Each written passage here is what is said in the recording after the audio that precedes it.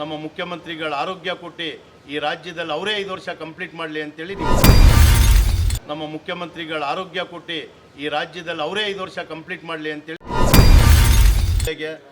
ಒಂದು 5 ಕೋಟಿ 19 ಲಕ್ಷ ರೂಪಾಯಿ ಅನುದಾನ ಕೂಡ ಕೊಟ್ಟವರು. ಇನ್ನೊಂದು 5 ಕೋಟಿ ಅನುದಾನಕ್ಕೆ ನಾವು ಬೇಡಿಕೆ ಇಟ್ಟಿದ್ದೀವಿ. ನಮ್ಮ ಮಿನಿಸ್ಟರ್ BZ ಜಮೀರ್ ಅಹಮದ್ ಖಾನ್ ಅವರು, ಸಿದ್ದರಾಮಯ್ಯ ಸಾಹೇಬರು ಅವ್ರ ಸಹಕಾರ ಹೆಚ್ಚಿನದಿದ್ದು ನನಗೆ ಅಧ್ಯಕ್ಷ ಮಾಡಿ ಅದಕ್ಕೊಂದು ಸದಸ್ಯರುಗಳೆಲ್ಲ ಮಾಡಿದ್ಮೇಲೆ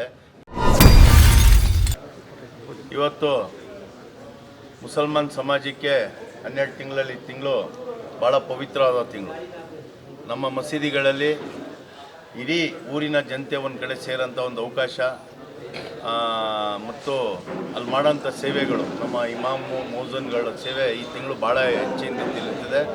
ನಮ್ಮ ಈ ಜಿಲ್ಲೆ ಒಳಗೆ ನಾನು ಅಧ್ಯಕ್ಷ ಆದಮೇಲೆ ಮಳ್ಳಿಯಿಂದ ಆ ಊರಿನ ಬಡವರಿಗೆ ಮತ್ತು ವಿಧವೆಯರಿಗೆ ವಿದ್ಯಾರ್ಥಿಗಳಿಗೆ ಏನು ಸವಲತ್ತು ಸಿಗಬೇಕು ಅದು ನಾವು ಕೊಡಿಸೋದ್ರಲ್ಲಿ ಜಾಸ್ತಿ ಪ್ರಯತ್ನ ಮಾಡಿದೆ. ನಮ್ಮಲ್ಲಿ ಸಾಕಷ್ಟು ಆದಾಯ ಬರೋಂಥ ಸಂಸ್ಥೆಗಳಿದೆ. ಆ ಆದಾಯದಲ್ಲಿ 30% ಬಡವ್ರು ಕೊಡಬೇಕು ಅಂತೇಳಿ ಆವಾಗಿಂದನೂ ಅದೊಂದು ಪದ್ಧತಿ ನಡ್ಕೊಂಡ್ಬಂದಿದೆ. ಅದು ಸೆಕ್ಯುಲರ್ ಕೂಡ ಇದೆ. 17 ನಮ್ಮ ತನ್ವೀರ್ ಸೇಠ್ ಅವ್ರು ಮಿನಿಸ್ಟರ್ ಆಗಿದ್ರು. ಆವಾಗಿಂದ ನಾವು ಆದಾಯದಲ್ಲಿ ತೆಗ್ದು ಹಿಂದೆ ಕೂಡ ಈ ಊರಿಗೆ ಸಾಕಷ್ಟು ಟೈಲರಿಂಗ್ ಮಿಷಿನ್ ಕೊಡೋಂಥದ್ದು, ಯಾರೇ ಬಡ ವಿದ್ಯಾರ್ಥಿಗಳಿದ್ದರೆ ಆ ಬಡ ವಿದ್ಯಾರ್ಥಿಗಳಿಗೆ ಬರೋ ಆದಾಯದಲ್ಲಿ ಅವ್ರಿಗೆ ಫ್ಯೂಸ್ ಕೊಟ್ಟಂಥದ್ದು. ಅದೇ ರೀತಿ ಇವತ್ತು ರಾಷನ್ ಕಿಟ್ಗಳು ನೋಡ್ತಾ ಇದ್ದೀರಾ, ನಮ್ಮ ವರ್ಕ್ಮಳ್ಳಿ ಮಸೀದಿ ಲಿಸ್ಟ್ ಆಗಿದೆ. ಒಂದು ತಿಂಗಳು ಆರಾಮಾಗಿ ಅವ್ರು ತಿನ್ನೋಂಥ ಒಂದು ಕಿಟ್ಟನ್ನು ಕೊಡಬೇಕಂತೇಳಿ ನಮ್ಮ ಡಿಸ್ಟಿಕ್ ಕಮಿಟಿಯಿಂದ ಮೀಟಿಂಗ್ ಮಾಡಿ ಚಾಲನೆ ಮಾಡಿದೋ. ಅದೇ ರೀತಿ ನಾವು ಕ್ಯಾರ್ನಗರದಿಂದ ಶುರು ಮಾಡಿದೋ, ಹಿರಿಯಾಪಟ್ಟಣ, ಹುಣಸೂರು, ನಂಜನಗೂಡು, ಡಿ ನರಸೀಪುರ, ಇವತ್ತು SD ಕೋಟೆಗೆ ಬರೋಂಥ ಒಂದು ಅವಕಾಶ ಸಿಕ್ಕಿದೆ. ನಮಗೆ ಏನಂತೇಳಿದ್ರೆ ನಮ್ಮ ಗುರುಗಳಿಂದ ಅವ್ರು ಅಷ್ಟೊಂದು ಸೇವೆ ಮಾಡೋದು, ನಾವು ಒಂದು ಸಣ್ಣ ಸೇವೆ ಮಾಡೋದು ಅಂಥೇಳಿ ನಮ್ಮ ಒಕ್ಕಮಳ್ಳಿಲಿ ಎಷ್ಟು ಪ್ರಾಪರ್ಟಿಗಳು ರಿಜಿಸ್ಟರ್ ಆಗಿದೆ, ಎಷ್ಟು ಮಸೀದಿಗಳು ರಿಜಿಸ್ಟರ್ ಆಗಿದೆ, ರಿಜಿಸ್ಟರ್ ಆಗಿರೋ ಮಸೀದಿಗಳಿಗೆಲ್ಲ ತಲುಪಿಸ್ಬೇಕಂತೇಳಿ ಇವತ್ತು ಇಡೀ ಮೈಸೂರು ಜಿಲ್ಲೆ ನಾವು ಒಂದು ಟೂರ್ ಮಾಡಿದೋ. ನಾನು ಅಧ್ಯಕ್ಷ ಆದಮೇಲೆ ಒಂದು ಟೂರ್ ಮಾಡಿ ಎಲ್ಲೆಲ್ಲಿ ಏನೇನು ಸಮಸ್ಯೆಗಳಿದೆ ಅದು ಒಂದು ಅಧ್ಯಯನ ಮಾಡಿದ್ದು. ಅದೇ ರೀತಿ ನಾವು ಎಲ್ಲೆಲ್ಲಿ ಅನುದಾನಗಳು ಬೇಕಂತೇಳಿ ನಮ್ಮ BZ ಜಮೀರ್ ಅಹಮದ್ ಖಾನ್ ಅವರು ವರ್ಕ್ ಮಿನಿಸ್ಟ್ರು ಅವ್ರ ಜೊತೆ ಕುಂತು ಇದು ಮಾಡುವಾಗ ನಮ್ಗೆ ಈ ಜಿಲ್ಲೆಗೆ ಒಂದು 5 ಕೋಟಿ 19 ಲಕ್ಷ ರೂಪಾಯಿ ಅನುದಾನ ಕೂಡ ಕೊಟ್ಟವರು. ಇನ್ನೊಂದು 5 ಕೋಟಿ ಅನುದಾನಕ್ಕೆ ನಾವು ಬೇಡಿಕೆ ಇಟ್ಟಿದ್ದೀವಿ. ಅದೇ ರೀತಿ ಅವರು ಈ ಬಜೆಟ್ ಆದಮೇಲೆ ಕೊಡ್ತೀವಿ ಅಂತಾರೆ.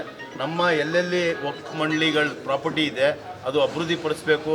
ಮಸೀದಿಗಳಾಗಿರ್ಬೋದು, ಕಬ್ರಸ್ತಾನ್ ಆಗಿರ್ಬೋದು, ಈದ್ಗಾ ಆಗಿರ್ಬೋದು, ಇದು ಹೆಚ್ಚಿನ ರೀತಿಯಲ್ಲಿ ಬರೋಂಥ ಅನುದಾನದಲ್ಲಿ ಕೆಲಸ ಮಾಡಬೇಕು ಅಂತೇಳಿ ನಮ್ಮ ಕಮಿಟಿ ಆಗ್ತವಿಂದ ನಾವು ಇಡೀ ಜಿಲ್ಲೆಯಲ್ಲಿ 2-3 ಸಲ ಒಂದು ಸರ್ವೆ ಮಾಡಿ ಅಲ್ಲೇನು ಕಮಿಟಿ ಸಮಸ್ಯೆ ಇದೆ, ಅಲ್ಲಿ ಏನು ಆಗಬೇಕು ಡೆವಲಪ್ಮೆಂಟ್ಗೋಸ್ಕರ ಅದು ಮಾಡ್ತಾಯಿದ್ದೀವಿ. ಮುಂದಿನ ದಿನದಲ್ಲಿ ಇನ್ನೂ ಹೆಚ್ಚಿನ ರೀತಿಯಲ್ಲಿ ಮಾಡೋಂಥ ಒಂದು ಅವಕಾಶ ಇಂಥ ಗುರುಗಳ ಆಶೀರ್ವಾದ ಇದ್ದರೆ ಇನ್ನೂ ಹೆಚ್ಚಿನ ರೀತಿಯಲ್ಲಿ ನಮ್ಮ ಅಭಿವೃದ್ಧಿ ಪಡಿಸೋಕ್ಕೆ ಒಂದು ಅವಕಾಶ ಇದೆ. ಇವೆಲ್ಲ ಮಾಡಬೇಕಾದ್ರೆ ನಮ್ಮ ಮಿನಿಸ್ಟರ್ BZ ಜಮೀರ್ ಅಹಮದ್ ಖಾನ್ ಅವರು, ಸಿದ್ದರಾಮಯ್ಯ ಸಾಹೇಬರು ಅವ್ರ ಸಹಕಾರ ಹೆಚ್ಚಿನದಿದ್ದು ನನಗೆ ಅಧ್ಯಕ್ಷ ಮಾಡಿ ಅದಕ್ಕೊಂದು ಸದಸ್ಯರುಗಳೆಲ್ಲ ಮಾಡಿದ್ಮೇಲೆ ಈ ಕ್ಷೇತ್ರದಲ್ಲಿ ಹೆಚ್ಚಿನ ರೀತಿಯಲ್ಲಿ ಅಭಿವೃದ್ಧಿ ಮಾಡಬೇಕು ಅಂತೇಳಿ ಈ ಮುಖಾಂತರ ಅವ್ರಿಗೂ ನಾನು ಧನ್ಯವಾದ ಹೇಳೋಕ್ಕೆ ಇಷ್ಟಪಡ್ತೀನಿ. ನಮ್ಮ ಕರ್ನಾಟಕ ರಾಜ್ಯದ ಜನಪ್ರಿಯ ಮುಖ್ಯಮಂತ್ರಿಯಾದ ಸಿದ್ದರಾಮಯ್ಯ ಸಾಹೇಬರಾಗಿರ್ಬೋದು, ಅದೇ ರೀತಿ BZ ಜಮೀರ್ ಅಹಮದ್ ಖಾನ್ ಹೌಸಿಂಗ್ ಮತ್ತು ವಕ್ಫ್ ಮಿನಿಸ್ಟ್ರು ಅವ್ರ ಸಹಕಾರದಿಂದ ಇವೆಲ್ಲ ಕೆಲಸ ಮಾಡೋಕ್ಕೆ ನಮ್ಗೆ ಸಾಧ್ಯ ಆಯಿತು. ಸರ್, ವಕ್ಫ್ ಮಂಡಳಿ ಈ ಹಿಂದೆ ಇತ್ತು, ಆದರೂ ಅಷ್ಟೊಂದು ಜನರಿಗೆ ಗೊತ್ತಿತ್ತಿಲ್ಲ ಇದರಿಂದ ಏನು ಯೂಸ್ ಆಗ್ತಿದೆ, ಏನು ಉಪಯೋಗ ಸಿಗ್ತಿದೆ ಅಂತ.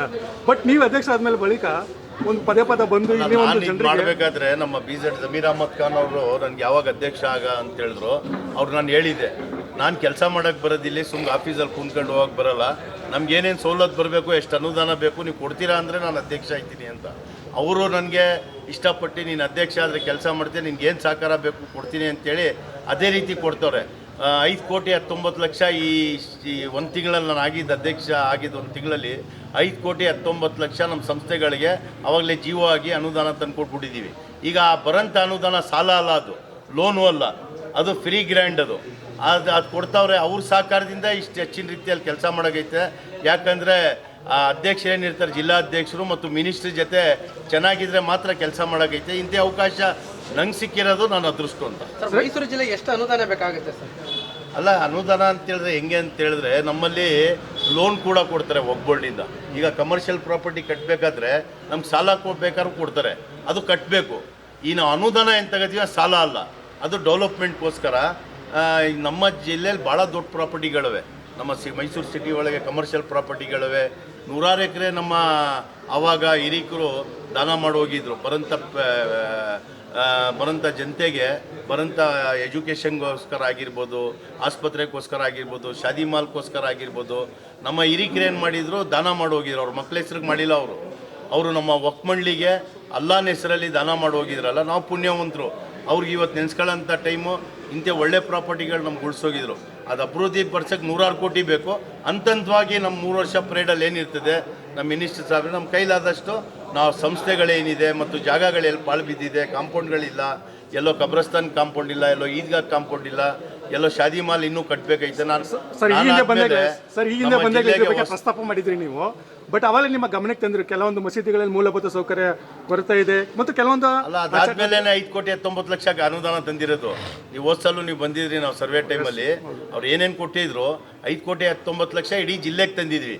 ಇನ್ನೊಂದು 5 ಕೋಟಿ ಜೀವೋ ರಿಲೀಸ್ ಆಗಬೇಕಾಯ್ತು. ಆದರೆ ಒಂದು 70% ಕೆಲಸ ಆದಂಗೆ ಐತದೆ. ಇನ್ನು ಬಾಕಿದು ಇನ್ನೂ ಟೈಮ್ ಇರ್ತದೆ, ಅನುದಾನಗಳು ತರೋಂಥದ್ದು ಇರ್ತದೆ, ಕೆಲಸಗಳು ಬರ್ತಾ ಇರ್ತದೆ, ಹೊಸ ಕೆಲಸಗಳು ಮಾಡ್ದಂಗೆ ಹೊಸ ಕೆಲಸ ಬರ್ತದೆ. 4 ನಾವು ಶಾದಿ ಮಾಲ್ ತಂದಿದ್ದೀವಿ. ಮೈಸೂರು ಸಿಟಿಗೆ 1, ಮೈನಾರಿಟಿ ಡೆವಲಪ್ಮೆಂಟ್ ಕಾರ್ಪೊರೇಷನಿಂದ 2 ಕೋಟಿ ಅನುದಾನ ತಂದಿದ್ದೀವಿ ಮೈಸೂರು ನಗರಕ್ಕೆ. ಮತ್ತು ಮೈಸೂರು ಜಿಲ್ಲೆಗೆ 1 ಗುರುಪುರ, ಇನ್ನೊಂದು ನಮ್ಮ ಬಿಳಿಕೆರೆ, ಇನ್ನೊಂದು ಕೌಲಂದೆ. ತಾಲೂಕುಗಳಿಗೆ 1 ಕೋಟಿ ಕೊಡ್ತಾರೆ ಅನುದಾನ ಈ ಶಾದಿ ಮಾಲ್ ಕಟ್ಟಕ್ಕೆ, ಬಡವ್ರಿಗೆ ಉಪಯೋಗ ಆಗಲಿ ಅಂತೇಳಿ. ಅದು ವಕ್ಫ್ ಬೋರ್ಡ್ ಜಾಗ ಇರ್ತದೆ. ಅನುದಾನ ಮೈನಾರಿಟಿ ಡೆವಲಪ್ಮೆಂಟ್ ಕಾರ್ಪೊರೇಷನಿಂದ ನಮ್ಮ ಮಿನಿಸ್ಟ್ರು ನಮಗೆ ಈ ಜಿಲ್ಲೆ ಒಳಗೆ 4 ಶಾದಿ ಮಾಲ್ ಕೊಟ್ಟವ್ರೆ. ಅದು 4 ಶಾದಿ ಮಾಲ್ ಕೆಲಸನೂ ಈಗಲೇ ಶುರು ಐತೆ. ಮೈಸೂರು ಸಿಟಿಗೆ 2 ಕೋಟಿ, ತಾಲೂಕುಗಳಿಗೆ 1 ಕೋಟಿ ಶಾದಿ ಮಾಲ್ ಕೊಡ್ತಾರಲ್ಲ, ಅದು ಫ್ರೀ ಅನುದಾನ, ಅದು ಸಾಲ ಅಲ್ಲ.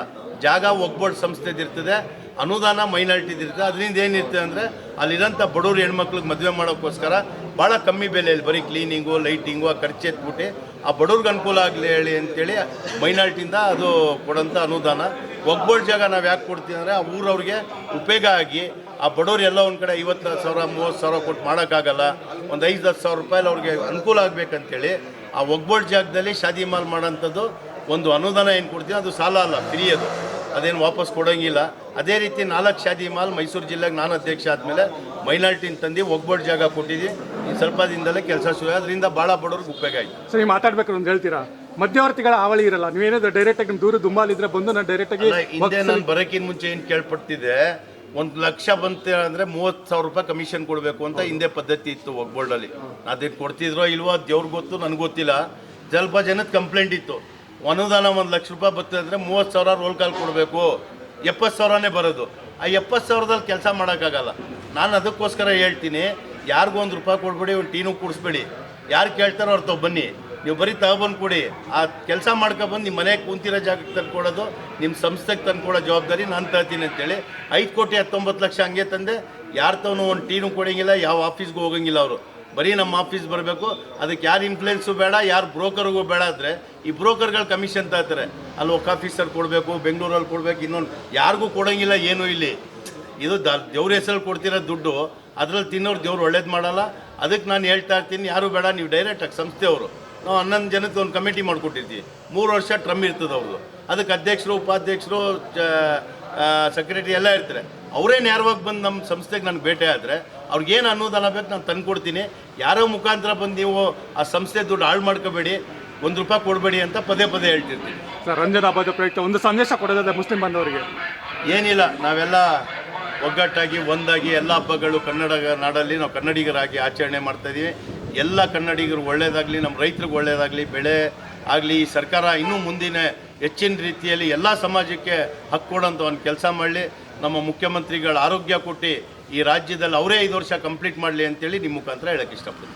ಇಂತಹ ನೈಜ, ಇಂಟ್ರೆಸ್ಟಿಂಗ್ ಹಾಗೂ ಕ್ಯೂರಿಯಾಸಿಟಿ ಸುದ್ದಿಗಳು ನಿಮಗೆ ಸಿಗಬೇಕು ಅಂದರೆ ಇಂಡಿಯಾ ಫಸ್ಟ್ ಟಿವಿ ಸಬ್ಸ್ಕ್ರೈಬ್ ಮಾಡಿ.